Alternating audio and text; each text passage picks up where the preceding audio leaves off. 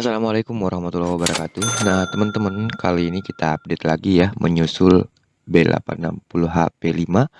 Kali ini HG680FJ kita update ke versi terbaru ya, yaitu Classwall 280824 teman-teman. Nah, di sini di updatean kali ini tentunya sama seperti B860HP5, ada pendatang baru nih, tunnel baru ya di RRWRT maksudnya, yaitu Neko Class teman-teman. Jadi di sini saya tidak terlalu banyak membahas atau mereview yang lainnya. Saya lebih fokuskan ke Neko Class dan beberapa tambahan yang lain. Dikarenakan sebenarnya sih mau saya buat ya tutorial khusus, namun belum sempat teman-teman untuk membuat tutorial khusus untuk eh, cara pengoperasian Neko Class ini. Insya Allah beberapa waktu ke depan akan saya usahakan ya untuk buat tutorialnya khusus untuk membahas Neko Class. Nah, teman-teman, sebelum kita beranjak ke Neko Class, di sini ada perubahan juga ya. Di Free Mem KC yang kemarin rilis RAM, ini diganti ya menjadi Free Mem KC, dan ini sudah menggunakan CTL yang cara mendrop KC-nya itu jauh lebih bagus daripada free RAM yang sebelumnya diterapkan di RRWRT teman-teman. Jadi tinggal diklik saja seperti ini, maka akan otomatis dengan sendirinya akan menghapus RAM di KC di RAM ya yang tidak kepake, dan akan mengurangi penggunaan memori tentunya teman-teman. Ini pun juga sudah saya setting untuk berjalan di background ya. Jadi seperti biasa ada di schedule task, dia berjalannya di setiap 1 jam teman-teman. Jadi ini adalah perintah sebenarnya ya, yaitu sbin sysctl pm drop kc sama dengan 3. Nah, baik, untuk yang lainnya sama seperti sebelumnya ya teman-teman, namun kita hanya cek saja.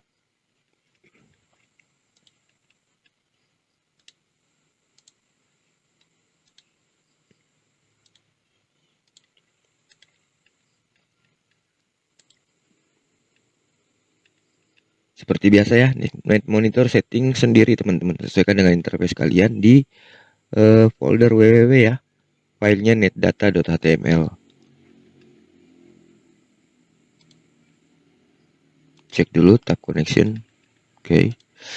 Sistem administration. Nah, di sistem ini jangan lupa ya teman-teman, saya ingatkan lagi untuk merubah time zone, setting time zone sesuai dengan TKP masing-masing, biar jamnya sinkron dengan TKP-nya ya.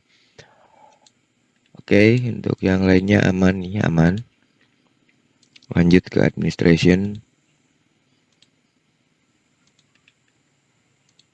Software.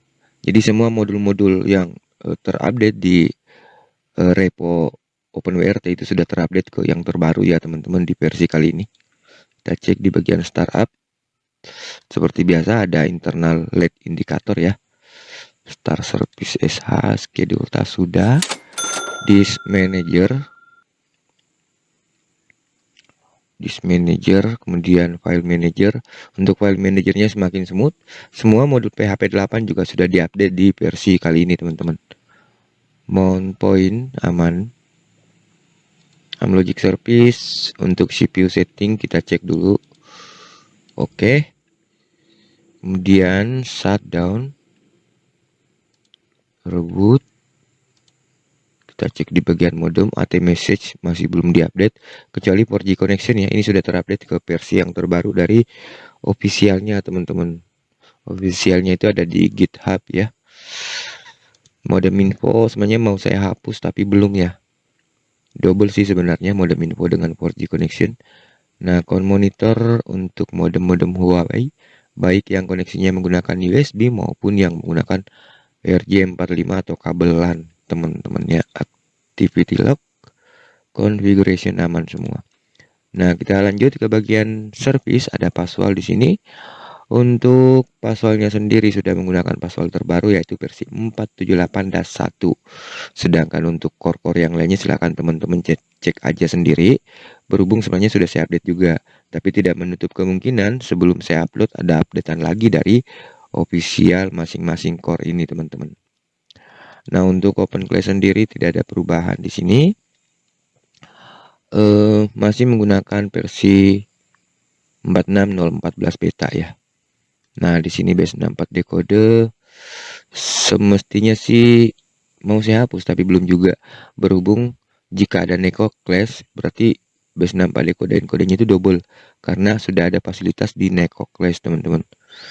Nah sekarang kita masuk ke Neko Class.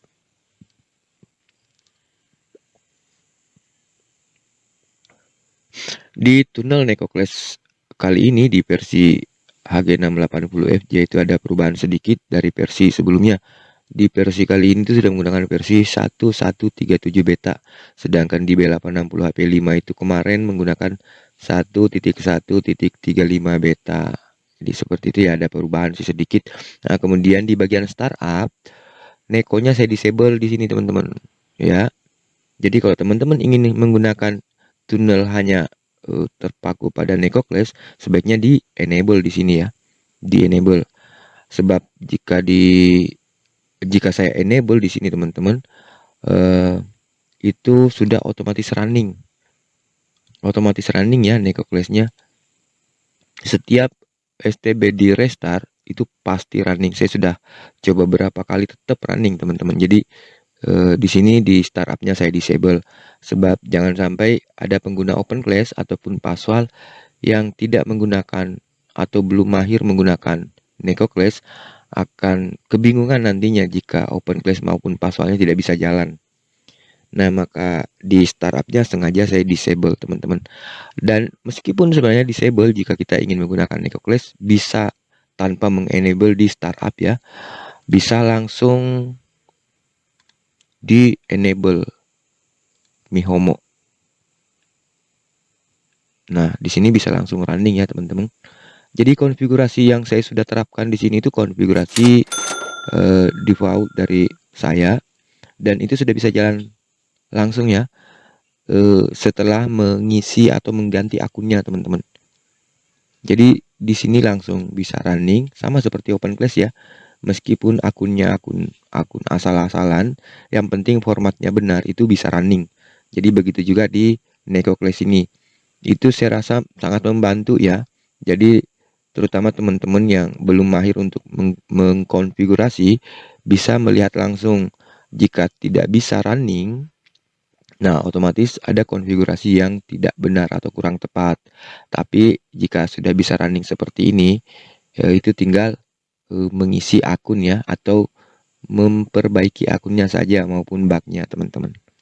Nah, jadi di sini bisa langsung di running meskipun di startupnya di disable.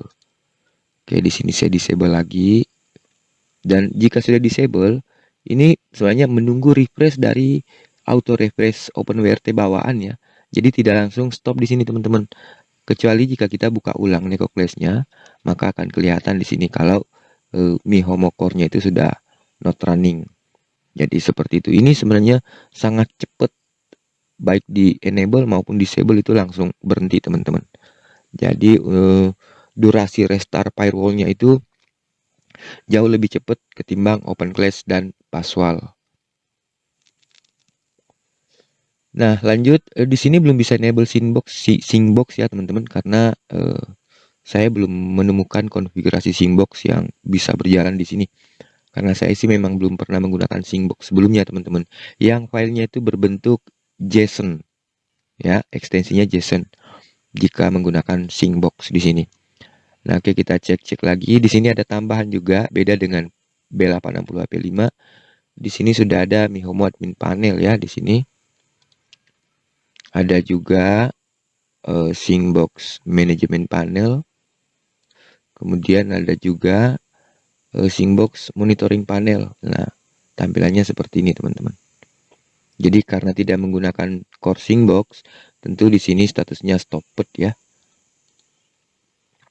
Nah, baik, kita lanjut dicek dulu di bagian panel. Di sini panelnya tidak akan muncul jika Syncbox Neko Class-nya tidak running, teman-teman. Nah, saya akan coba mengenable, kemudian masuk ke panel, otomatis di sini bisa kebuka ya. Nah, seperti ini. Teman-teman tinggal ngisi akun sebenarnya. Saya sudah sertakan di sini dan juga ada beberapa rules.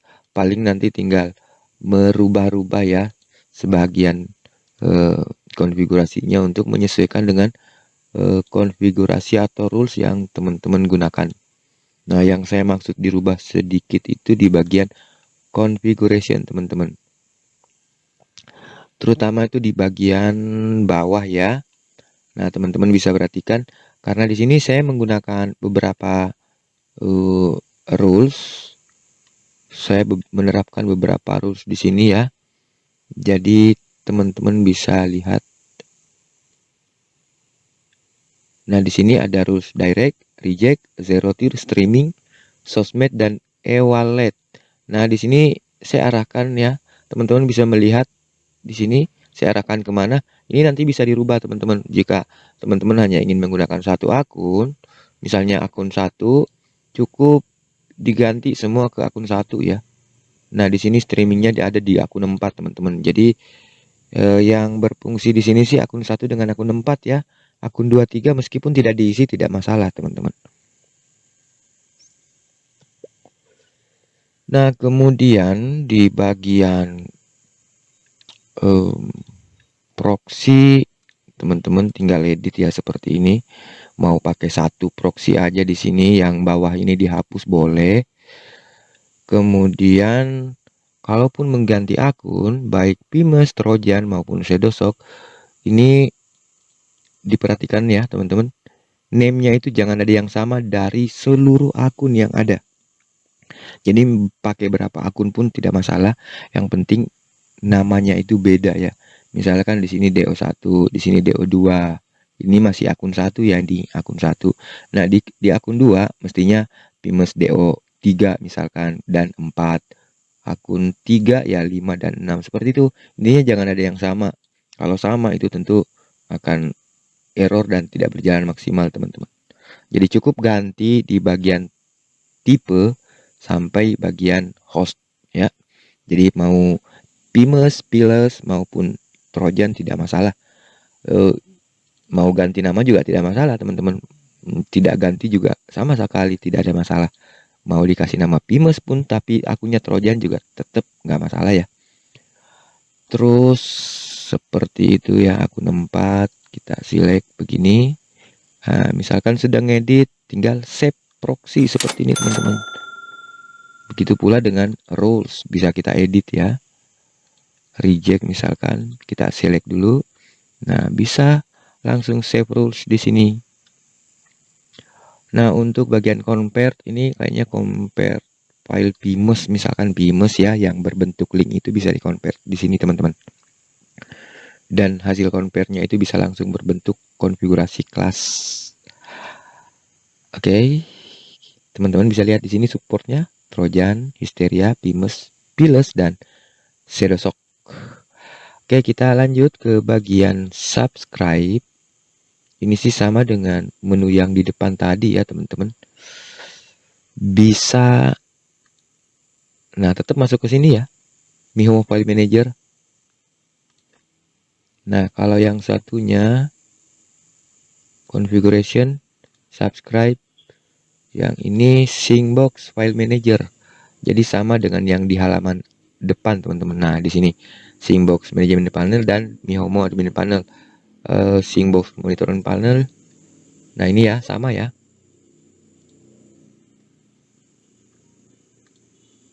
Nah, tuh sama kan teman-teman. Kembali ke Mihomo File Manager. Nah, di sini ada convert base 64 decode encode sebenarnya teman-teman. Jadi ini encode apa decode sih ya? Not information generate, not information generate, not information. Entahlah. Ya, intinya kita belum terlalu perhatikan ke sana ya. Terus teman-teman cek juga ya di bagian setting untuk automatically reloadnya saya sarankan di enable ya teman-teman. Nah, sekarang sudah enable nih. Jadi defaultnya memang enable ya. Begitu habis merubah konfigurasi, maka itu akan otomatis mereload konfigurasi yang baru diedit.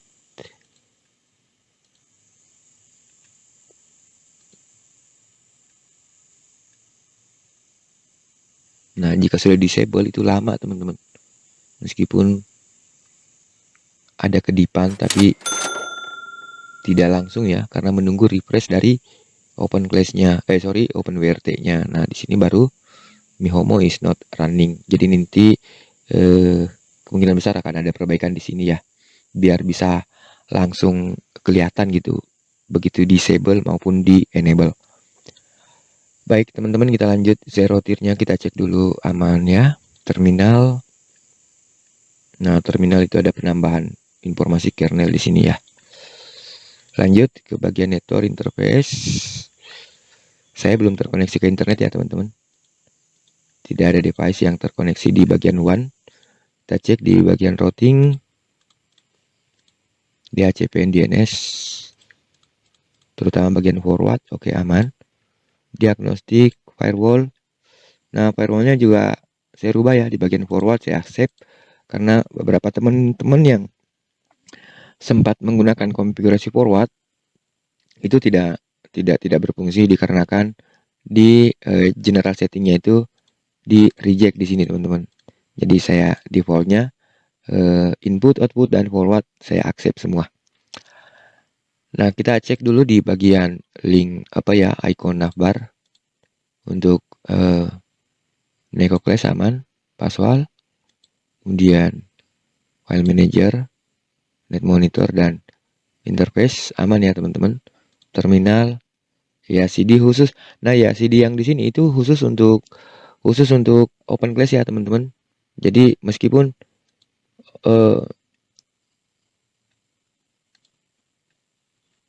NecoClass-nya jalan, itu tetap tidak bisa dibuka ya CD-nya di sini teman-teman. Nah, itu beda link ya. Jadi ada teman yang mengira bentrok antara YACD NecoClass dengan YACD OpenClass. Itu sebenarnya tidak bentrok teman-teman. Tidak akan pernah bentrok karena beda link ya. Jadi untuk memastikan, untuk membuktikan, teman-teman bisa lihat di bagian panel, kemudian membuka Open YACD meta panelnya. Ini linknya beda ya, beda. Sedangkan di YACD linknya sesimpel ini teman-teman. Tuh. Nah, bisa juga membuka OpenClass dashboard, kemudian MetaCube dashboard juga bisa ya.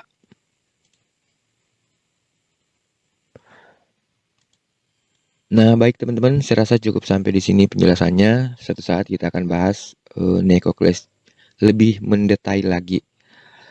Oke, saya rasa cukup sampai di sini. Mudah-mudahan bermanfaat. Terima kasih banyak. Assalamualaikum warahmatullahi wabarakatuh.